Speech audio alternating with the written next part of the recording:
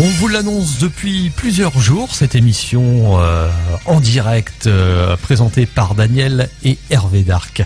Daniel, bonjour. Bonjour Cyril, bonjour Hervé. Bonjour Daniel, bonjour Cyril. Et puis on n'est pas 3 dans le studio aujourd'hui, on est 4. On va pas dire aux auditeurs qui est la 4e personne. Il y a un petit caméraman qui nous fait des essais en même temps pour faire de la diffusion directe sur Facebook sur certains morceaux de l'interview. Comme quoi, une radio locale, ça peut être très moderne. Hein. Ça peut être très moderne. Alors donc aujourd'hui, on est très très content de te recevoir. Merci, je suis content d'être là. Hein, parce qu'un auteur épouvilé, c'est pas rien. C'est pas rien, c'est important. Et donc aujourd'hui, c'est une date historique. Oh, le regard, le regard. J'ai un trou. Les cours d'histoire sont très loin. Cyril, le 2 décembre. Austerlitz, non?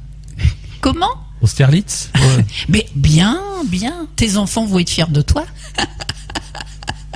J'ai la réponse parce que tu l'as dit tout à l'heure. Ah, tu castes. Ah, moi je suis resté honnête. Hein. Donc voilà. Alors donc il y a eu le 2 décembre 1802, Austerlitz, 1804, le sac de Napoléon, 2017, Hervé Darc sur RVL. Super. C'est quand même impressionnant. Alors les thrillers, plus sérieusement, thrillers historiques, est-ce que ça te plairait? Sincèrement, non. Non, faut être très calé en histoire. Il y a beaucoup de pièges, les anachronismes, les connaissances où je serais incapable d'écrire une histoire comme ça. Et est-ce que tu en lis? Non plus. Non plus. Bon, alors toi, pour ceux qui te connaissent pas, dans tes romans policiers, il y a de l'action. Oui. Il y a des meurtres. Quelques-uns. Il y a du sang. Un petit peu. C'est pas engageant tout ça. Mais non, mais moi j'ai découvert, parce que bon voilà, moi je suis pas une spécialiste du roman policier, donc en te suivant, puisque nous te suivons depuis le début, je me suis rendu compte qu'il y avait vraiment des personnes qui adoraient ce genre de roman. Le policier en général, il y a plein de sous-catégories, et très certainement, je pense, le genre le plus lu aujourd'hui, oui. Et alors toi, c'est quelle catégorie de roman policier? Alors dans le thriller, on peut distinguer plusieurs catégories effectivement. Moi, je vais plutôt me placer dans la partie, on va dire suspense, intrigue. On n'est pas dans le gore, on n'est pas dans l'ultra violent, on n'est pas non plus dans le polar noir. On va plutôt être dans le suspense, l'intrigue, le rythme. Alors ce 3e livre, tu l'as dédié aux personnes qui t'ont suivi depuis le début. Oui. C'est important pour toi, ça? Oui, c'est important parce que, comme on avait pu en parler au cours des précédentes émissions, l'opération Flamme Pourpre, ça avait été un peu un ovni, puisque j'avais jamais prévu donc ton premier livre. Le premier.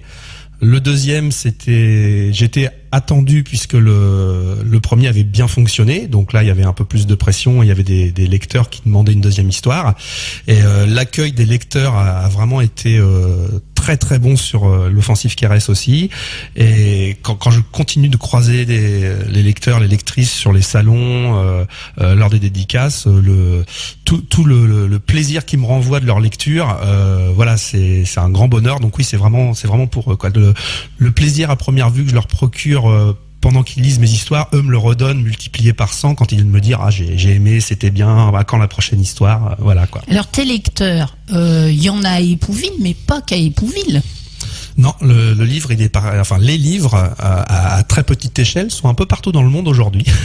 Dans le monde? Je crois que le plus loin aujourd'hui, il y a un coffret duo de l'opération Flamme Pourpre et de l'offensive KRS qui est à Los Angeles. Je pense que c'est le plus loin aujourd'hui. Après, il y en a un petit peu partout en Europe. Est-ce qu'ils te donnent des nouvelles? Alors parfois via messagerie privée, via Facebook, oui, ça arrive. On a contact encore avec des lecteurs, des lectrices qui aiment ou qui n'aiment pas. Il il y a aussi des gens qui ont acheté les livres et qui n'ont pas forcément apprécié l'histoire. Ça, après, les goûts et les couleurs, voilà quoi. Mais non, puis ces retours via le site ou via Facebook, je m'attache à y répondre puisque c'est important quoi. Les gens prennent la peine de me donner leur avis, l'important que je leur réponde. Alors c'est vraiment une histoire particulière que tu crées avec tes lecteurs. Et puis aussi, ce qui est amusant, c'est que sur l'opération Flamme Pourpre, tu avais pris que des détails vrais sur la géographie et donc tu nous as emmenés en Suisse. Oui. Et tu es retourné, tu es allé découvrir l'hôtel que tu avais décrit dans ton livre. Voilà, en fait, tout ce que j'ai écrit, je l'avais écrit via Google Maps, via Google Street, via les sites officiels des lieux qui étaient visités. Il y avait les hôtels, il y avait d'autres endroits. Et j'ai eu le plaisir l'année suivante d'aller voir vraiment physiquement ces lieux-là et ces locaux-là. Et d'ailleurs, dans la dernière édition de l'opération Flamme Pourpre, j'ai rajouté des photos à la fin, comme j'avais fait pour l'offensive Keres, où j'ai pu mettre une photo de la chambre de David, Mathieu et Marjorie lors du final de l'histoire, dans la fin du livre, la vraie chambre où ils sont.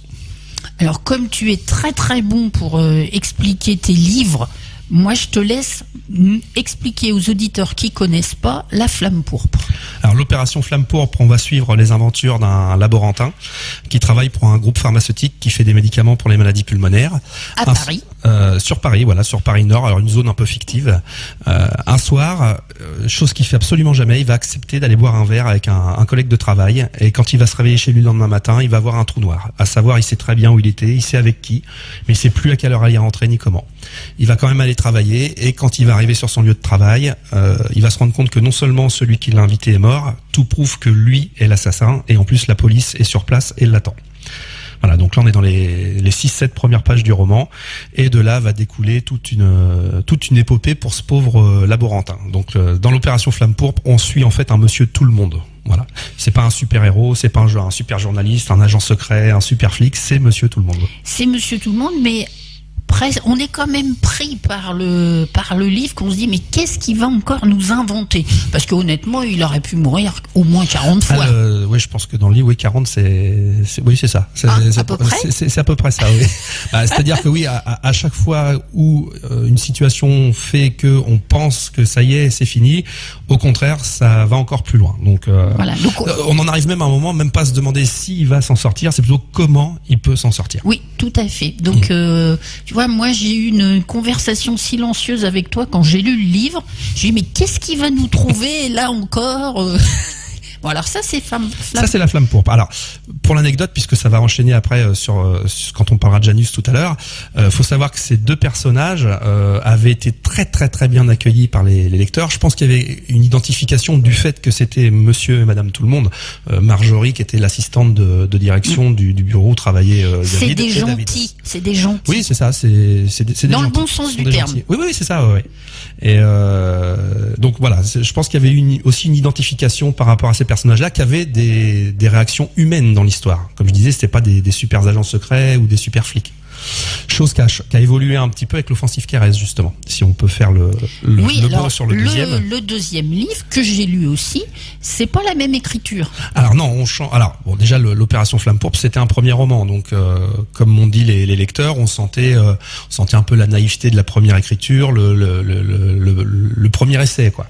L'offensive Keres, ça a été perçu comme un livre un peu plus mature au niveau de l'écriture. J'insiste bien au niveau de l'écriture parce que l'histoire est un peu différente de ce qui s'était passé dans la Flamme Pourpre. On a une histoire qui est un peu plus sombre dans le deuxième.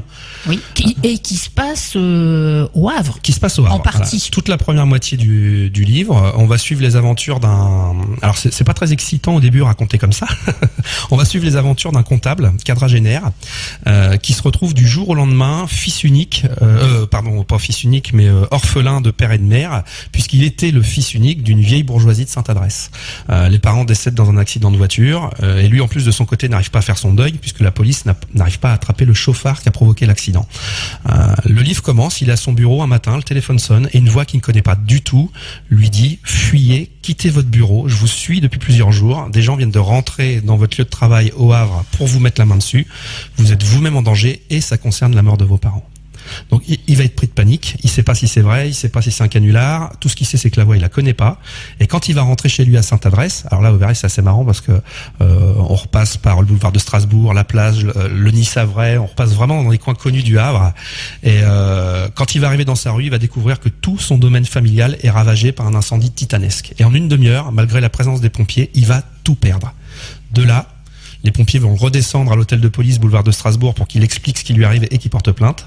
Et au moment de prendre la déposition, l'officier va s'apercevoir que par-dessus tout, son identité a été effacée de tous les fichiers français. En une matinée, il n'existe plus et il n'a plus rien pour prouver qui il est. Voilà, c'est le point de départ de l'histoire. C'est quand même stressant. Voilà, oui. Alors, ce livre, il a été reconnu puisqu'il a reçu un prix. Oui, alors l'opération Flamme Pourpre avait concouru la première fois au prix Foncombe en 2014 et s'était retrouvée œuvre classée. C'est-à-dire qu'elle avait fait partie des 12 premiers romans. Alors c'est quoi ce prix? Alors le prix Foncombe, c'est alors sans aucune prétention bien sûr, c'est un peu l'équivalent d'un Goncourt pour les gens qui n'ont pas de maison d'édition ou des maisons d'édition de très petite taille. Il faut savoir que moi je n'ai pas le droit de participer au prix Goncourt. Étant auto-édité, mon livre n'a pas sa place pour concourir pour le prix Goncourt. Donc il y a un monsieur qui s'appelait Didier Alépée, il y a plusieurs années de ça, qui a dit mais c'est pas normal que des gens dans des petites maisons d'édition ou auto-édités ne puissent pas avoir aussi eux une reconnaissance de leur travail. Il y a très certainement des perles parmi beaucoup de ces écrivains-là. Et donc il avait créé le prix Foncombe. Voilà. Donc en 2014, l'opération Flamme Pourpre était parmi les 12 premiers. Et en 2016, grosse surprise, l'Offensive Keres a été prix spécial du jury. Donc il y avait le lauréat qui était lauréat du prix Foncombe. Et moi j'ai eu la chance d'être le deuxième.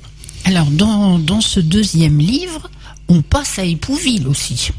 Ah ouais, on passe dans plein d'endroits. On est au Havre, on s'en va à Fontaine-la-Mallée, on va retrouver des institutions comme la Roseraie, HPE, on va aller dans le quartier de l'Eure, et effectivement après on va passer sur Montivilliers rapidement, Épouville où va y avoir un meurtre. Mais j'en dis pas plus. Oui. Encore un meurtre. Et donc moi je comprends pas quand même comment la radio n'a pas été citée. C'est très simple, à l'heure où il passe la radio. Non, mais il aurait pu écouter RVL dans la voiture. Il y avait des tas de choses. Toi qui es créatif, à l'heure où il est passé, là je comprends pas. C'est un loupé. À l'heure où il est passé à Épouville, la radio était fermée, donc il s'est pas arrêté. Mais il n'était pas obligé. Il pouvait écouter son autoradio. Ça aurait été sympa quand même. Donc dans le 4e, tu essaieras de trouver un truc. Non, dans le 4e, il n'y aura pas de passage à Épouville, je pense pas. Ah, bah ça, c'est déjà un signe, ça. C'est que le 4e s'inscrit. Non, c'est surtout que j'ai aucune idée tout de suite pour une 4e histoire. Donc, Non, mais il pourra écouter les émissions de RVL sur YouTube. Parce que l'émission, là, on pourra la réécouter. Ah oui, on peut même sur le site de la radio. Voilà, donc bon, je fais quand même ce que je peux, Cyril. Hein. Alors donc Épouville, t'es attaché à Épouville tout simplement parce que tu habites à Épouville. Oui, j'habite sur Épouville. Oui. Et puis la ville d'Épouville te suit depuis le début. Alors le début, le premier livre, j'en avais pas trop parlé puisque j'y croyais pour moi-même, hein, comme on en avait déjà parlé ensemble. Par contre, à partir du moment où ça a commencé à avoir un petit peu de retentissement, la mairie m'avait proposé carrément pour l'Offensive Keres de faire une petite animation en partenariat avec elle pour annoncer le lancement du livre. Donc c'était vraiment super gentil de leur part. Ils s'étaient bien impliqués dans l'événement. Et du coup, on est revenu à la charge avec la conversion Janus. Et donc là, il y a une manifestation, une soirée exceptionnelle vendredi prochain. Alors, la conversion Janus va sortir dans les magasins le 15 décembre, vendredi donc dans 15 jours. La semaine prochaine, donc à l'espace culturel Arsène Lupin à Épouville, juste en face la gare en fait. Entre 18h et 21h, on va accueillir le public pour proposer le livre en avant-première, donc une semaine avant tout le monde, avec quelques surprises qui vont graviter autour des romans. Donc au terme de ce que je peux vous dire déjà, il y aura Agnès Rabotin qui depuis le début est ma correctrice fidèle et attitrée, à qui je donne du boulot et qui a encore tous ses cheveux, je comprends pas comment. Donc qui elle aussi est auteure en parallèle de romans plus fantastiques, sentimental, un thème sentimental, qui viendra présenter son tome 2 aussi. La déception, c'est que Tim Moon, le concepteur des couvertures, devait être là, mais pour des raisons professionnelles qui le retiennent très loin d'Hérouville, il sera pas présent vendredi. En tout cas, il sera pas présent physiquement, parce que il m'a tout donné pour que on sente bien sa présence ce soir-là. Donc je vous en dis pas plus, mais vous le verrez pas, mais il sera là indirectement. D'accord. Et il y aura aussi TDK. Donc TDK, un groupe de musique. Cette année, c'est l'année des 500 ans du Havre. Ils ont sorti un livre concept album sur le Havre avec 11 chansons plutôt thématiques, qui, je crois, en plus, on aura le plaisir d'en entendre 2 ou 3 cet après-midi. Et je sais pas, j'ai trouvé leur approche et leur CD vraiment. C'est un ovni aussi, je trouve. C'est vraiment très très sympa. En plus, il y a un artiste peintre dans leur groupe, donc je vous en dis pas plus, mais il y aura aussi quelques surprises. TDK sera là ce soir-là. Ils ne joueront pas, mais leur musique sera présente. On va peut-être arriver à avoir un scoop, hein. Mais bon, donc on va faire une pause. Oui. On va écouter la véranda du casino. Il peut se passer des trucs dans les casinos, hein. Oh que oui. D'ailleurs, j'ai failli faire passer une scène de l'Offensive Caresse dans un casino à Malte et je l'ai pas fait. Bon, bah ça sera peut-être pour un prochain livre. En tout cas, on écoute les TDK.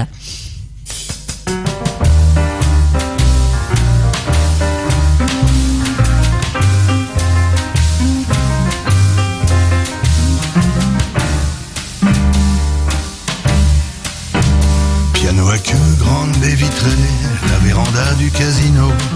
Danseur factice au teint vitreux, danse mollement un mambo. Piano à queue. Piano tout blanc, meuble figé, toile d'araignée. Viennent passer tendres moments dans leur smoking, un peu râpé. Et le balai des feuilles mortes, et que le diable les emporte. Le pianiste se dit rêveur, qu'il s'en aille danser ailleurs.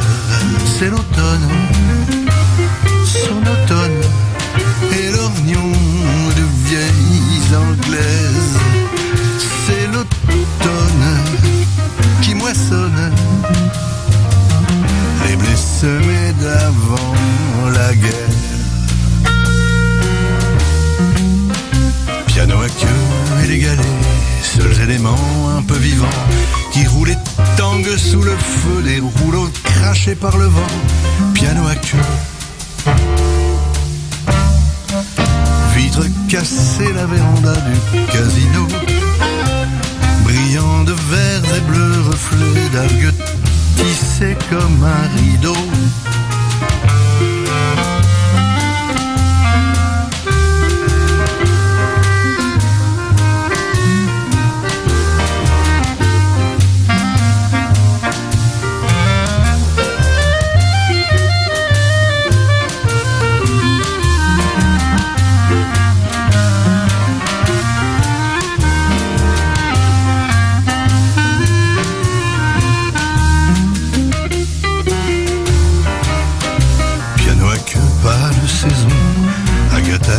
Ce soir, ce qui redonne un peu d'espoir au triste pantin de salon. Piano à queue,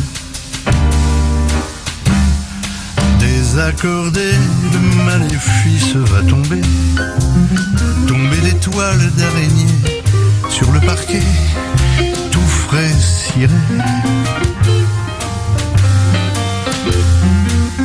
Et le balai des feuilles mortes, que le diable les emporte. Le pianiste se dit rêveur, qu'il s'en aille danser ailleurs. C'est l'automne, son automne, et l'orgnon de vieilles anglaises. C'est l'automne qui moissonne les blés semés d'avant la guerre.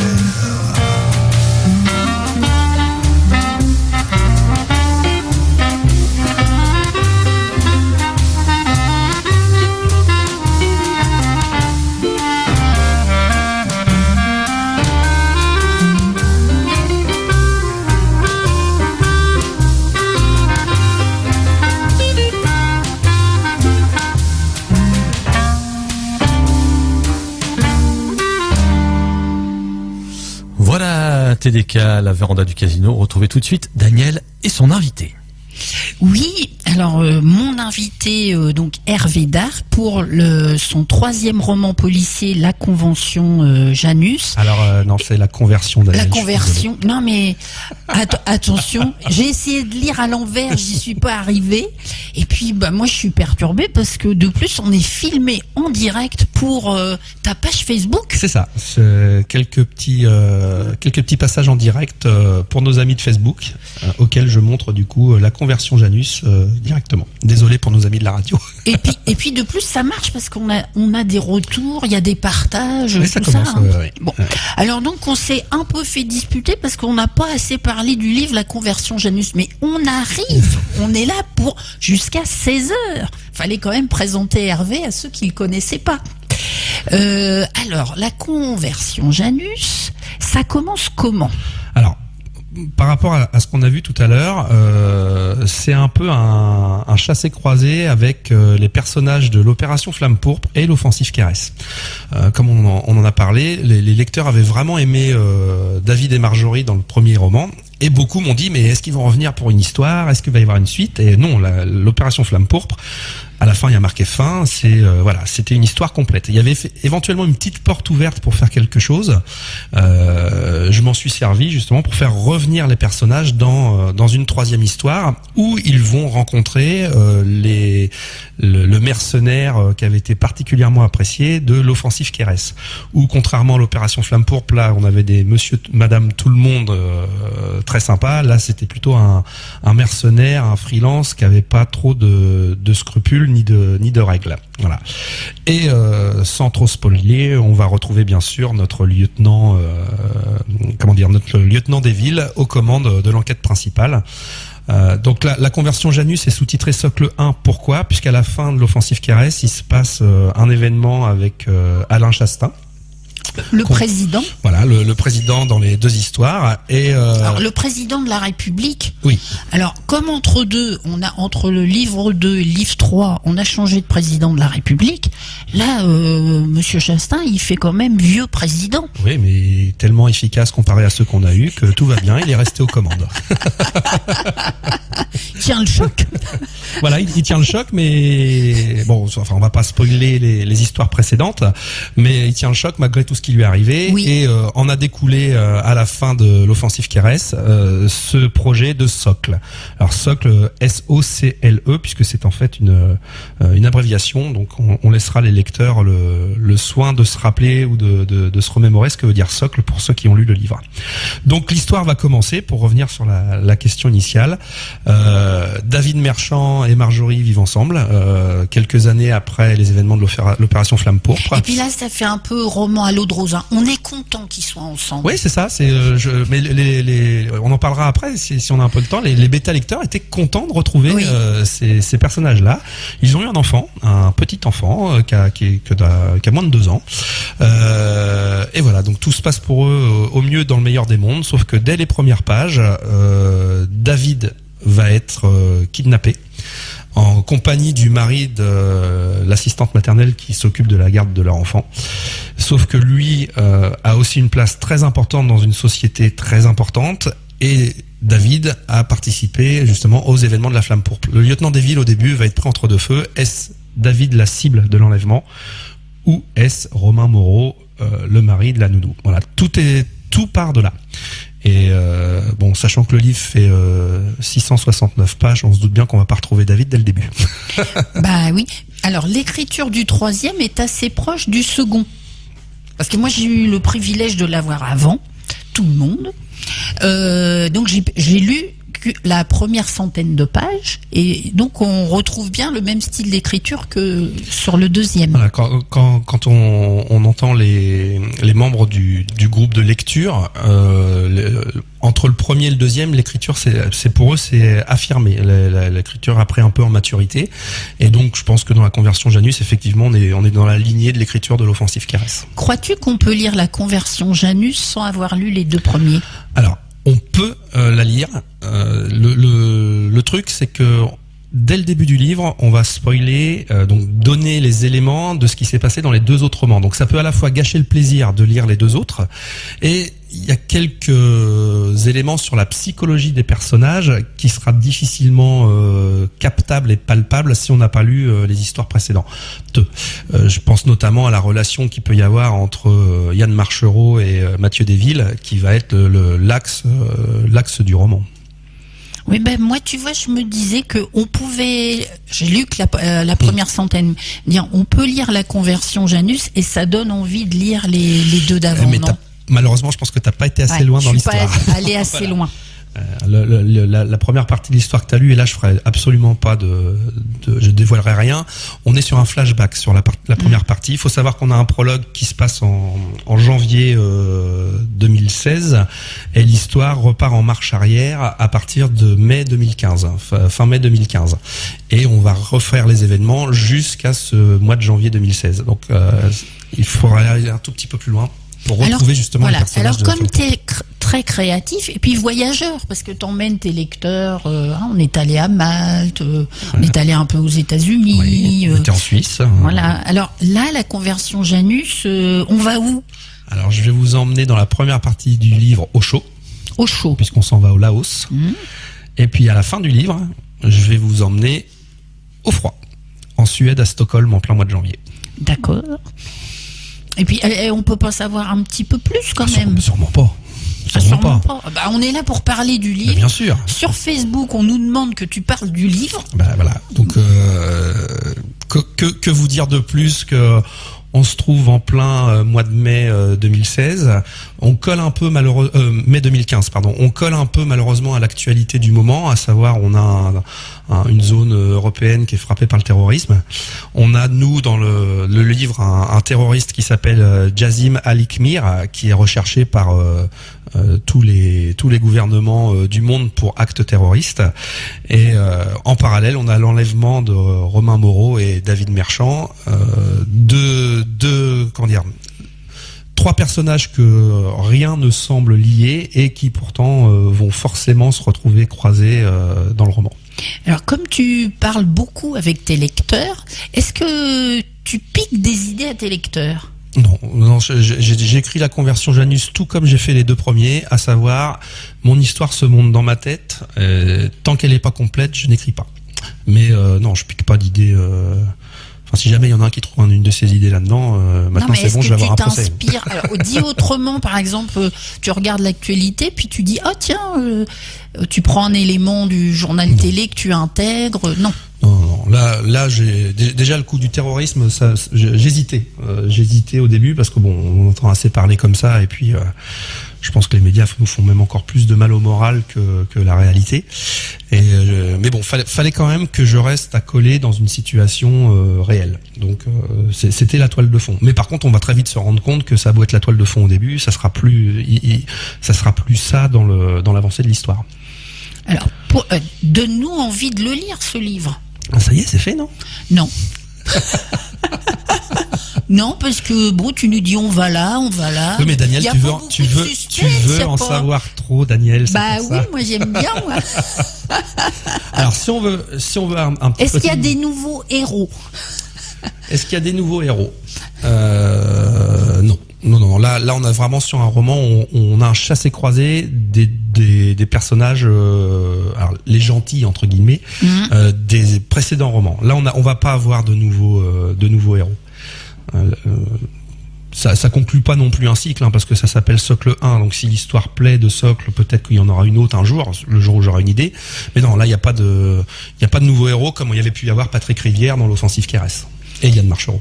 Mais parce que quand je t'ai reçu pour le 2e, t'avais déjà l'idée du 3e. Oui, l'idée de celui-ci. Là, je te reçois pour le 3e, t'as pas l'idée du 4e. Non, là tout de suite, non. J'ai pas d'idée en tête. Donc ça viendra sûrement. Je pense que ça viendra. De toute façon, quand on a goûté à l'écriture, malheureusement, on va continuer. Pourquoi tu dis malheureusement ? Parce que c'est pas comme une drogue, mais ça peut manquer, quoi. Oui, parce que ça te prend énormément de temps. Encore pratiquement 17 mois pour celui-ci, oui. Alors c'est pareil, c'est on en avait déjà discuté, hein, c'est pas mon métier, j'écris quand j'ai le temps, j'écris quand je suis en vacances, j'écris aussi quand j'ai envie. J'ai la chance pour ça d'être auto-édité. J'ai pas une date butoir pour rendre un roman. Donc je prends le temps que je veux et puis quand j'ai pas envie, j'y vais pas parce que j'ai beau avoir l'histoire en tête, je veux pas aller m'amuser à écrire si j'ai pas envie d'écrire. Et est-ce que tu aimerais écrire avec quelqu'un d'autre ? Non. Non plus. Non plus parce que déjà je me considère déjà pas à l'origine comme un écrivain. Pour moi, mon écriture elle est basique, elle est simple. Voilà, écrire avec quelqu'un, ça peut être compliqué. Déjà, faut être d'accord. Voilà. Et puis on n'est jamais mieux servi que par soi-même. Donc non, je resterai tout seul, je pense. Bon, alors donc on rappelle aux auditeurs ou ceux qui viennent d'arriver sur les ondes que vendredi prochain, soirée spéciale à Épouville. Soirée spéciale à Épouville, de 18h à 21h à l'espace Arsène Lupin. Bon, donc il y a une chose que tu veux pas dévoiler les secrets, tout ça, d'accord. Mais quand même, il n'y a pas de meurtre de prévu dans ta soirée. Ah, dans la soirée, non. Non, dans la soirée, non. Non, par contre, dans le livre, il y en a quelques-uns quand même. Ah, bah oui. Alors, il y a une des membres du groupe de lecture. Donc le groupe de lecture, pour resituer, c'est au fur et à mesure que j'écris l'histoire, toutes les 20-30 pages écrites, je leur envoie le texte pour qu'ils regardent s'il n'y a pas d'anachronisme, si l'histoire... Ce qui m'inquiète toujours, c'est d'être un peu dans ce qu'on appelle le page turner. C'est-à-dire, il faut toujours avoir envie de continuer. À partir du moment où on commence à s'ennuyer, c'est pas bon. Voilà, donc ils sont là aussi pour me dire si le rythme baisse, s'il y a une sensation comme ça. Et ils sont d'accord sur les 600 pages. Disent pas, tu pourrais pas faire un petit peu plus court? Mais quand j'ai commencé Janus, je pensais faire le plus petit des trois. Dans ma tête, j'avais l'histoire, je me dis oui, ça va être plus petit que Caresse, ça va être facile et tout. Et en fin de compte, il fait près plus de 100 pages de plus. Mais quand on en parle aux lecteurs, lectrices, ce qui est marrant, c'est que la plupart du temps, quand on leur dit que le livre est encore plus gros, ils disent ouais, youpi, chic, super. Voilà, donc je vais surtout pas les décevoir, hein, du coup. non, puis c'est pas du remplissage pour du remplissage. Faut savoir que quand on arrive sur le dénouement, faut accélérer encore un peu plus le rythme puisqu'il faut être pris dedans. J'aurais pu raconter encore beaucoup de choses. Je suis sûr que le livre il aurait pu atteindre largement 700 pages, mais à un moment, faut savoir se calmer aussi, quoi. Bon, alors moi, je vais faire une pause musicale pour réfléchir comment je vais pouvoir avoir des petits scoops, parce que quand même, moi, à la radio, c'est ça qui me plaît, quoi, c'est avoir des petits scoops. Bon, alors on va faire une pause. J'en livrerai un après la pause. Hein, ah, youpi. Par contre, tu sors ton carnet de chèques. Ah non, ça perd toute sa saveur. Donc, les TDK seront là à ta soirée. Oui. Bon. Ils seront les premiers dans le rang à pouvoir proposer leur livre concept. D'accord. Alors, il y a d'autres surprises, on ne saura pas pour l'instant. Non, si je vous en parle, c'est plus une surprise. Et j'ai promis aux gens qui sont les surprises qu'il resterait des surprises. Bon, très bien. Alors, on va écouter le deuxième titre, c'est Vieil Océan. Donc, bien sûr, c'est un hommage au monde maritime havrais. Ça aussi, c'est un sujet de thriller. Il y en a eu beaucoup sur le monde maritime. Et si tu te rappelles bien le milieu de l'offensive Caresse et l'échappée de Patrick et Yann, tout se fait sur un post-Panamax porte-conteneur dans le port du Havre, à destination de New York. Voilà, donc on écoute Vieil Océan.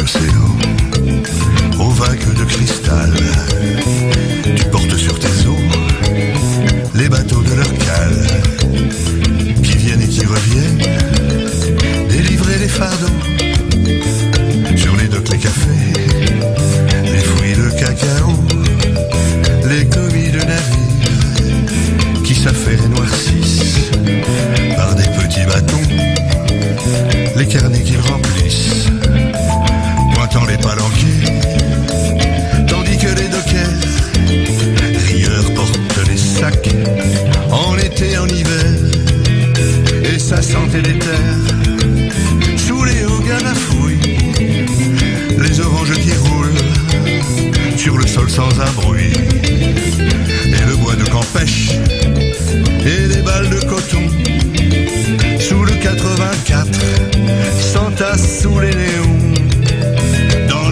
Étalées, marchandises abondantes, de café aux effluves enivrantes, cousus par les voiliers, les colis à l'import, venus de tous les mondes, et d'ailleurs mais encore, c'est le bruit des palettes, des moteurs des sirènes, des virages de grues, des chaînes que l'on traîne, la ronde des chariots, pour lotir les colis, un curieux opéra, une polyphonie, et les mouettes qui rient, en marchant sur les bords, avec des cris aigus, s'envolent loin du port, et l'odeur des bassins, quand les chaleurs arrivent, remonte dans les airs, éclabousse les rives.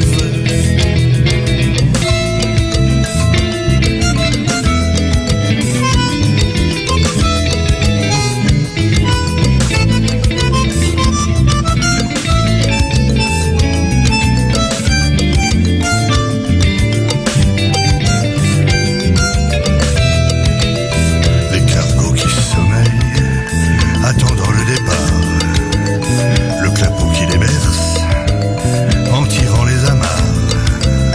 Le temps s'arrête ici, le long des quais tranquilles, où ces grands corps d'acier ont des allures fragiles. Ô mon vieil océan, aux vagues de cristal, tu portes sur tes eaux les bateaux de leur cale, qui viennent et qui reviennent, délivrer les fardeaux, sur les docks les cafés, les fruits, le cacao.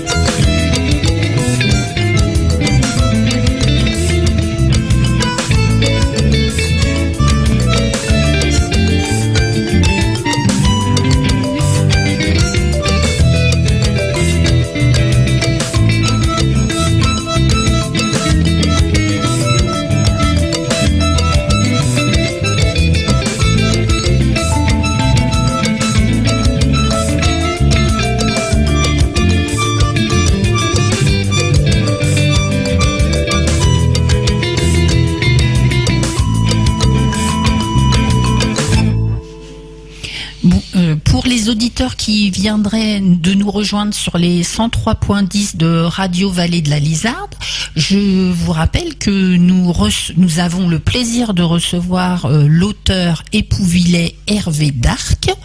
C'est son 3e roman policier, La Conversion Janus. Et bon, c'est pour les gens qui aiment les meurtres, le sang, l'action. Oui, c'est ça. Le suspense, l'intrigue, le sang, l'action. Le policier en général, on va dire. Voilà. Oui, mais il y a différentes sortes de policiers. Oui, tout à l'heure, il y a plusieurs sortes.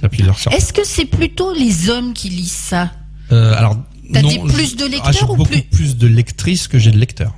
Ah mais ça c'est amusant ça. Ouais, beaucoup plus de lectrices que j'ai de lecteurs et je dirais que c'est une moyenne ça va de 25 à 60-65 ans. Parce que moi, comme j'écoute tes lecteurs, quand je vais à tes dédicaces, j'avais remarqué ça, qu'il y avait beaucoup de femmes. Et puis alors, elles lisent le bouquin quelquefois en une journée, elles y pensent la nuit. Ce qu'on disait tout à l'heure, l'écriture est pas très compliquée, c'est une écriture simple, hein, donc ça se lit facilement. Il n'y a pas besoin d'avoir un dictionnaire à côté ou de revenir dans les 3 pages en arrière parce que.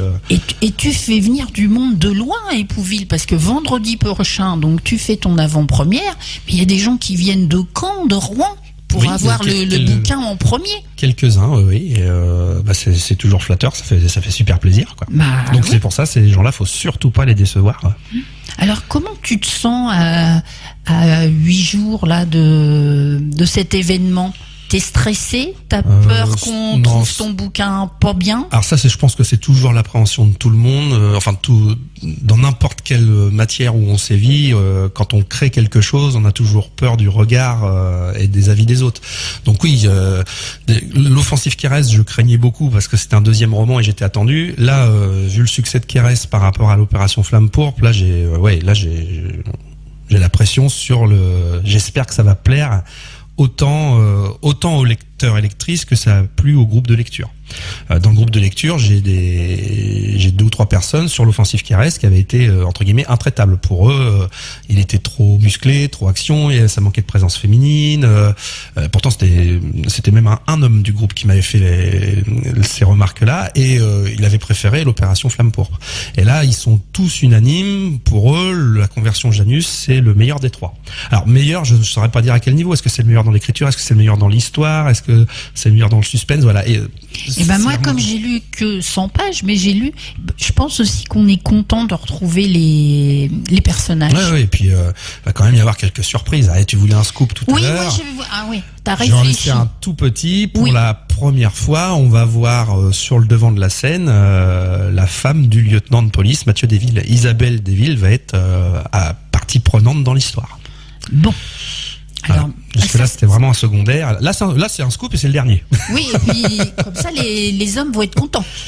Là, il y a un peu plus de présence féminine. Là, alors je vais pas trop spoiler non plus, mais j'ai joué aussi sur une corde un peu plus sensible. C'est que maintenant, je m'adresse plus malheureusement à ceux qui ont lu La Flamme Pourpre.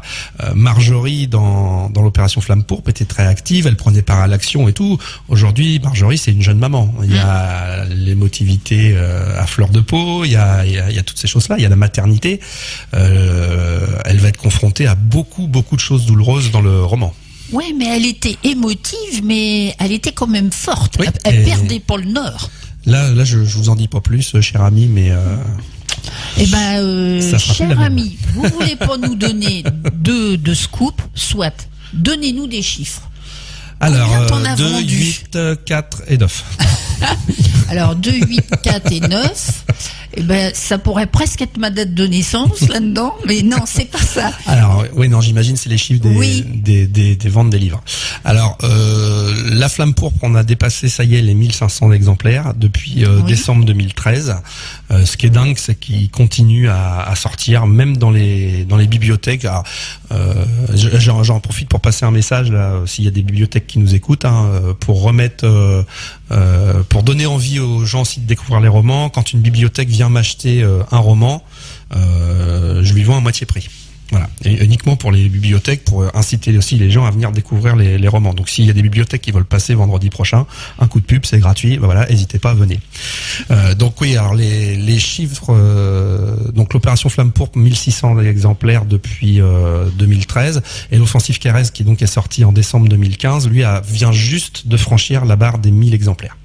Et je pense que pour quelqu'un qui est en auto-édition, c'est un chiffre énorme. J'ai pas de recul par rapport à d'autres auteurs édités, parce que j'en connais très très peu malheureusement. Je suis pas un fan des salons ou des choses comme ça quand je fais des dédicaces, ou je suis plutôt tout seul en magasin. Mais oui, je pense que j'atteins des scores assez sympas. Ouais. Alors donc on va pouvoir ton public adoré. On dit quoi? Le lectorat, je pense, oui, le lectorat, ouais. Voilà, adoré. Il peut te voir où, quand? Alors, à partir du 15, alors vendredi prochain, bien sûr, et à partir du 15 décembre, jour de la sortie officielle cette fois, où il sera présent dans les magasins Havrais qui l'auront précommandé. Donc le vendredi 15, la sortie officielle, elle se fera au Champ-Montivier. Le samedi 16, ce sera à la Fnac. Il faut donner un peu les heures. Hein. Oh de toute façon, moi c'est toujours de l'ouverture à la fermeture quasiment. Donc, tu es là le matin aussi? Oui. 9h au Champ-Montivier, ce sera 9h, 19h30. D'accord. La Fnac, c'est 10h, 19h. Après le lundi, je serai à Plein Ciel.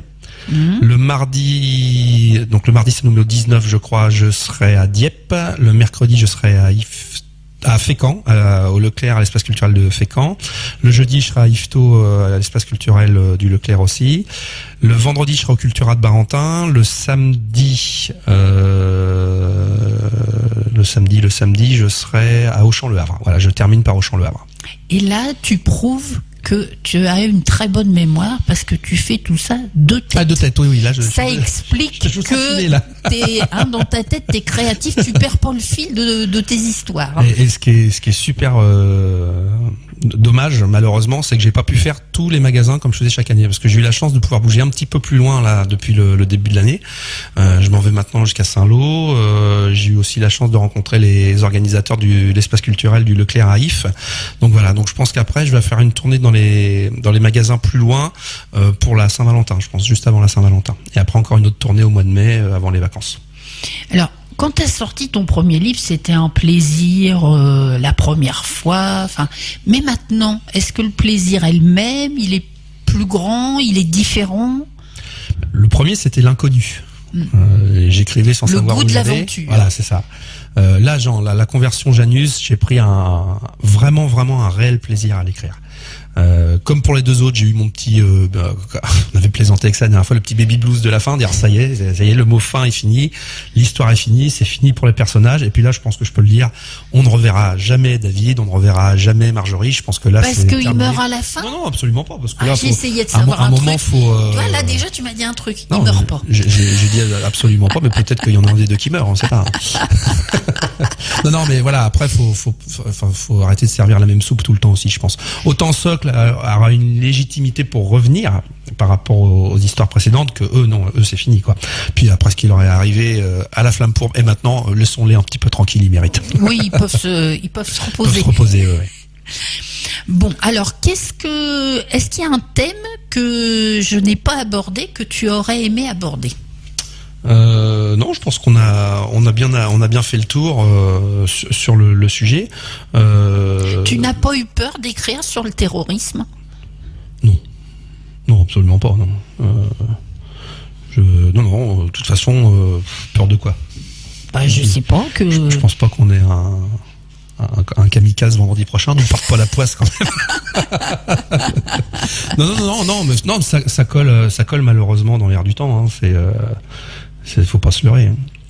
Non, j'ai pas eu peur. Puis, comme je te disais, c'est une toile de fond. Je sais pas un livre sur le terrorisme. Non, pas du tout. Loin de là. Non, loin de là.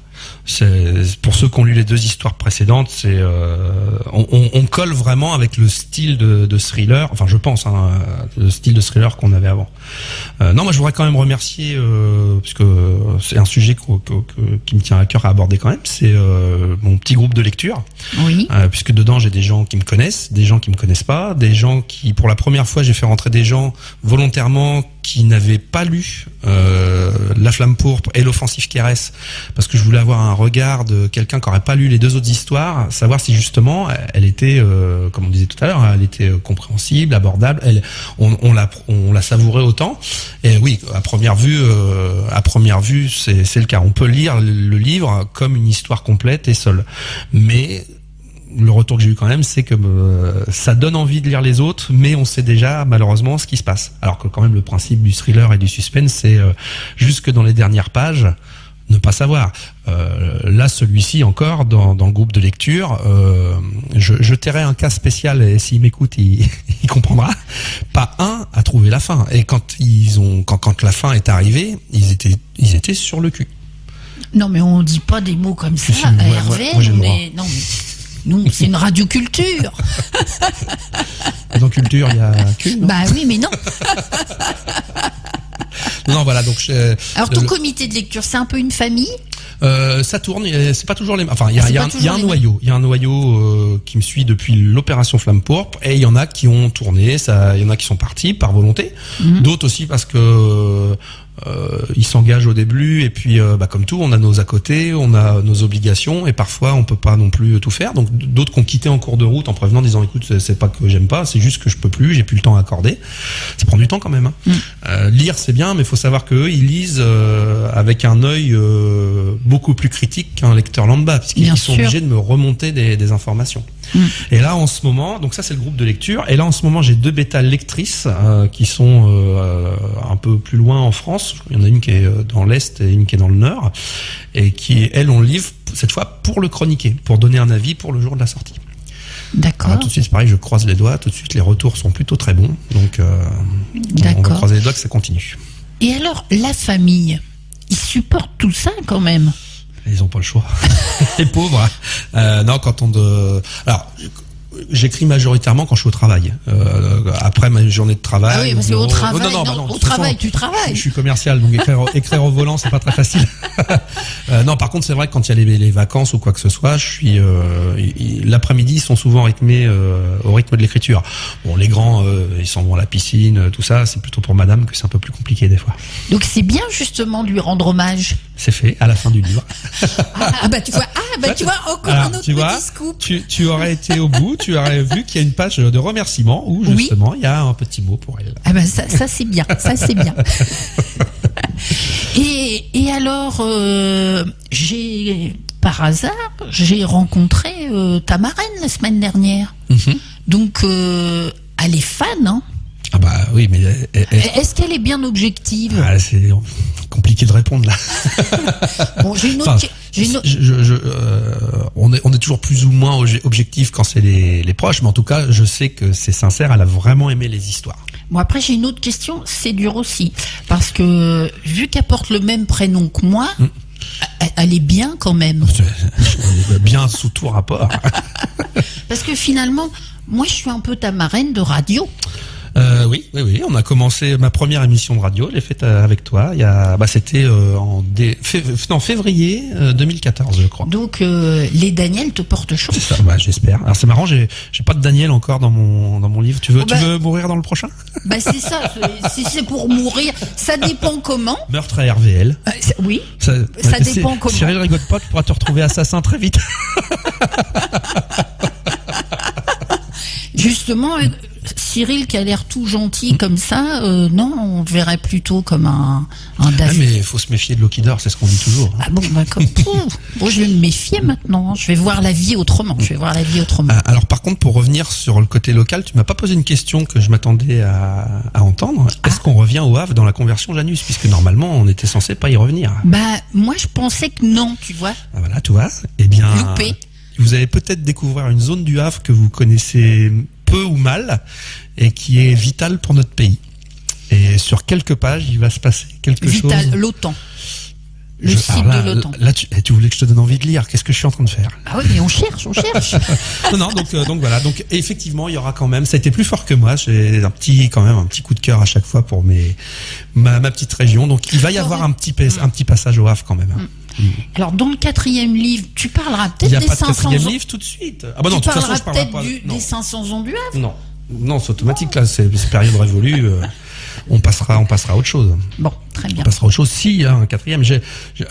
J'avais une idée pendant un moment d'une histoire, mais complètement différente. Là, sans prétention, je pense pouvoir dire aujourd'hui que je sais écrire des thrillers. Voilà, j'en suis au 3e. Il y a un lectorat, les gens sont contents, donc je pense pouvoir dire que j'arrive à écrire un thriller. J'ai une idée d'histoire fantastique. Voilà. Est-ce que ça verra le jour? Je sais pas. Aujourd'hui, je me sens pas capable de l'écrire. Donc, comme on disait tout à l'heure, tant que je m'en sens pas, j'y vais pas. Peut-être un jour, je sais pas. Puis ça te donne le temps de lire des livres? C'est compliqué en ce moment. Non, j'ai deux Robert Ludlum en retard. Alors c'est un peu différent. Ludlum, on est dans l'espionnage. Là, c'est vraiment super flic, super machin, etc. Mais j'aime bien. Attention. Donc j'ai 2 Ludlum en retard et je trouve pas le temps en ce moment. J'ai énormément de travail à côté. Bon, donc alors il nous reste quelques minutes. On va écouter la météo marine, donc un 3e extrait du groupe TDK. Tu m'as dit que tu avais un petit coup de cœur pour cette chanson. Moi j'aime bien cette chanson. Là. Je sais pas, il y a quelque chose dedans qui me plaît bien. Bon. Je trouve que sur leur CD concept, il y a plein de bonnes choses. Alors comme beaucoup de CD, c'est pas la première écoute qui est décisive. Il faut écouter 2 fois, 3 fois pour commencer à percevoir quelques trucs, ressentir des choses. Et il y a du texte. Ah oui. Alors là, par contre, c'est des chansons à texte, c'est des chansons très imagées aussi. Voilà, on dit toujours que mes livres sont visuels. Je trouve que leurs chansons sont très très visuelles. Et le soir, on va refaire un petit coup de teasing pour la semaine prochaine. Croyez-moi que leurs chansons, vendredi prochain, seront particulièrement visuelles. On n'en dira pas plus, puisque toi, tu sais de quoi je parle, et je veux pas que t'en dises plus. Bon, bien. Mais on va pouvoir les écouter quand même. Ils passeront en musique de fond toute la soirée. Ça sera sous forme de musique d'ambiance, puisque de ce qu'on a pu entendre jusque-là, je pense que tout le monde a compris que c'est une excellente musique de fond. Donc ça passera en musique d'ambiance toute la soirée pour que les gens puissent apprécier leur travail. Bon, on a hâte. Hein. Ah, moi oui. Bon. Alors on va écouter la météo marine et puis on conclura après. Avec plaisir.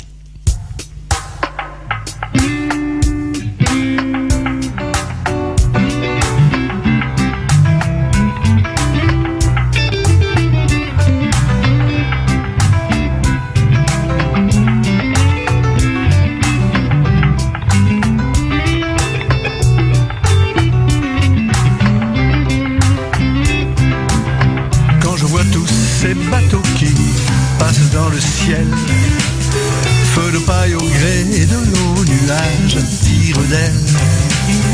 Et quand mon ticket de métro m'emmène à Grenelle, j'ai envie de me faire la belle. Pour les zones de l'Atlantique et de la mer du Nord, pour Hot Zero, Fisher, Saul, Shannon et Rockwell, grand frais à coup de vent prévu.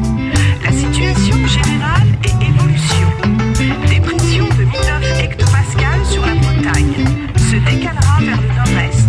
Elle est prévue à 17 hectopascales sur l'est de la Quand je vois serpenter tous ces chalands avec peine, qui zigzaguent au gré de ce courant et qui engainent dans les méandres où mes pas me mènent à Suresnes, j'ai envie de descendre la Seine. Hot Zero, avec forte rafale mouillissant 4 à 6, dans la nuit avec menace de coups de vent au nord, le matin mer forte à très forte, grain suivi de pluie. Fladenborg, Vosges, Mati, Forth, Tyne et Doverborg, vent de nord-ouest 6 à 7, passagèrement 8 à l'ouest, revenant... Et quand je vois la lumière blanche de l'estuaire, où Monet braqué du filles et leurs autres compères ont cueilli et fixé de la rare de la lumière, il me faut à tout prix prendre la mer. Thames, Saint-Étienne, Antifer, vent de nord-ouest 5 à 7, mouillissant 4 dans la nuit, en revenant à l'ouest, mer agitée à forte, certainement grain orageux. Rockwell, Nord-Irlande, Sud-Irlande, Shannon, Fastnet, Saul, Ouessant, Iroise, vent d'ouest 7 à 8, mouillissant 5 à 6 le matin. Finistéré, Quinta-Brico, forte houle de nord-ouest 4 à 5 mètres.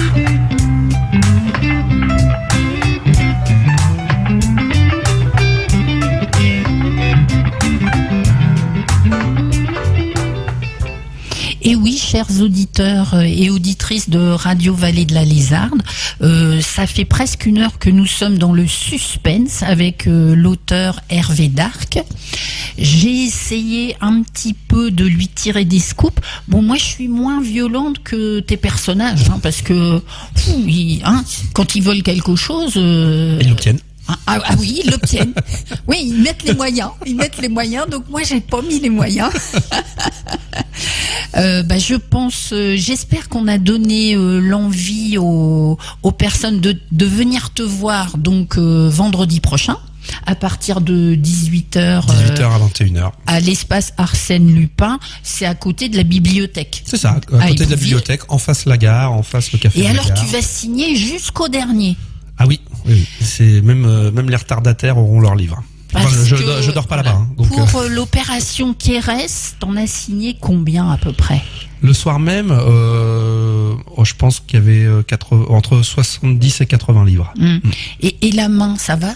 Oui. Ah tiens. Après, elle va être réparée avec l'apéritif. Tiens, on va prendre l'apéritif. Après, j'ai bien dit après. Ah, après. Bah, disons, ça va être tard à 21h. Ça va être tard. C'est oui. tard, c'est tard, 21h. Bon, alors, pour finir, tu t'es lancé dans cette aventure. Tu sais pas trop pourquoi, finalement, d'écrire. Ça s'est fait comme ça, oui. Voilà. Quel conseil tu donnerais à une personne qui t'a écouté, qui dit tiens, j'ai envie de faire comme Hervé, je vais faire de l'auto-édition? Oui, alors l'auto-édition, parce que d'abord, il y a déjà, quand on a envie d'écrire, je pense qu'il faut y aller, faut vraiment pas hésiter, enfin même pas l'écriture, tout ce qu'on a envie de faire, faut essayer, faut y aller, et faut surtout pas avoir peur de montrer son travail. Après, faut accepter qu'il y ait une critique. Moi, j'étais prêt à m'entendre dire que c'était nul. Au moment où j'ai montré la flamme pourpre, j'avais montré au bout de 60 pages.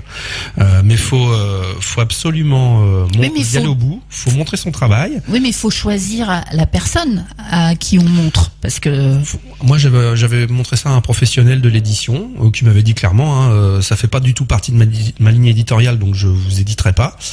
Par contre, l'histoire est bonne, le rythme est bon. Allez au bout. Et je le remercie, je peux le nommer, c'est Monsieur Bance. Beaucoup le connaissent dans le coin. C'est lui qui m'a mis un petit peu le coup de pied pour me donner de l'élan pour aller au bout, quoi. Et les gens qui ont envie d'écrire, il faut y aller. L'auto-édition aujourd'hui, c'est en plein boom. L'opération Flamme Pourpre, je l'avais présentée à des éditeurs. J'ai eu des réponses positives qui ne m'ont pas plu. J'ai eu énormément de réponses négatives, ce qui est normal. Faut pas se leurrer. L'Offensive qui reste n'a jamais été présenté à un éditeur, et le Conversion Janus ne sera pas présenté à un éditeur. Est-ce que les éditeurs, ils essayaient que tu changes un petit peu? J'ai une fois 2 maisons qui m'ont recontacté, mais non. Alors, comme on dit toujours, il y a que les imbéciles qui changent pas d'avis. La Flamme Pourpre, ça va faire 4-5 ans que je la promeux moi-même sur le Havre et alentour. À un moment, je vais être aussi à mes limites de distribution et de diffusion. Donc peut-être que je reverrai ma copie et puis que je l'enverrai à des éditeurs. Mais pour moi, l'histoire a eu sa vie au Havre et pour une auto-édition. L'Offensive qui reste, qui vient de franchir les 1000 et qui continue à sortir énormément. Non, je veux pas. Tout de suite, j'ai même pas envie de le montrer, quoi. Et puis livre par internet. Alors là, c'est le côté fétichiste qui parle. Moi, j'adore le livre. Le livre sur tablette, le livre sur liseuse, c'est très très bien. C'est pratique, tout. Moi, étant auto-édité, j'ai un budget. Il faut que je le mette que dans un format pour avoir le plus beau format possible. Je considère que les livres en tant qu'objet sont très jolis. Le travail de Timoun est magnifique. Il est bien rendu avec des couvertures pelliculées, etc. Si je commence à me disperser à faire plusieurs formats, ça va me coûter plus cher. Va falloir peut-être que je rogne sur de la qualité ou quoi que ce soit. Et non, pas question, quoi. On me pose souvent la question du poche. Parce que c'est vrai que les livres sont lourds, ils sont pas hauts mais ils sont gros, ils sont lourds. Le poche malheureusement est pas à l'ordre du jour, quoi, pour des raisons de coût, pour la même chose. On peut quand même dire le prix de ton livre, parce que c'est un prix correct. Tout augmente, même le nombre de pages, mais sauf le prix. On sera toujours à 18,90 le roman, donc moins de 20 €. Vendredi prochain, on va faire le plus beau cadeau possible aux lecteurs, c'est qu'on va soigner leur porte-monnaie. C'est-à-dire qu'avec tous les gens qui seront là, donc que ce soit Agnès, que ce soit TDK, que ce soit les surprises, il va y avoir ce qu'on a appelé des offres groupées. Par exemple, quand vous achèterez un de mes romans, pas forcément la Conversion Janus, imaginons quelqu'un qui nous entend aujourd'hui puis qui vient vendredi prochain, je lui conseillerais, s'il a jamais lu mes livres, de plutôt commencer par la Flamme Pourpre. Et si en même temps il a pris le livre album de TDK, ou si il a acheté le roman de Agnès Rabotin, les 2 produits seront vendus tous les 2 moins cher. C'est formidable. Voilà. C'est Noël, c'est l'époque des cadeaux, donc ça coûtera moins cher. Et puis, comme d'habitude, tu offriras un livre à un auditeur RVL. Voilà, donc plus tard, il sera à gagner sur nos ondes. Et je viendrai le dédicacer avec plaisir quand on aura le nom du gagnant. Franchement, t'as des qualités, Hervé. C'est bien, parmi tous ses défauts. On va terminer là-dessus. Avec plaisir. Non, on va laisser le dernier mot à l'auteur. Merci beaucoup de m'avoir accueilli une fois de plus au sein de la radio. Merci pour ce bon moment. On a passé une heure très très sympa ensemble. Et puis maintenant, je vous donne rendez-vous tous le 8 décembre entre 18h et 21h à Épouville. Et si vous pouvez pas venir, n'hésitez pas à passer soit sur le site, soit sur la page Facebook. Vous aurez les dates de tous les rendez-vous jusqu'au 23 décembre. Alors merci de ta fidélité, et puis merci maintenant on a des auditeurs et on a des gens qui nous suivent sur Facebook in live grâce à toi. J'ai découvert ça ce matin et voilà, donc on a fait le test du Facebook Live, donc je m'excuse d'avance auprès des internautes si c'est raté. On a fait vraiment ça sans filer et puis merci de nous avoir permis de le faire surtout. Voilà. Alors c'est comme les bons moments, on a du mal que ça se termine, hein, Cyril. C'est vrai. Ouais, Mais... Alors donc moi je vais me faire une raison, puis je vais attendre vendredi 18h pour aller te voir à l'espace Arsène Lupin. Je te reconnaîtrai, t'auras toujours ta chemise verte. Ah, je l'attendais la question. Ah ben non, la chemise verte, elle était en accord avec la couverture de l'offensive Caresse, donc il y aura une chemise en accord avec la conversion Ah, on d'Abyss. sait pas non plus. Ça, Non plus, ça sera la surprise. Et merci Cyril de nous avoir accueillis et puis bon week-end à nos auditeurs.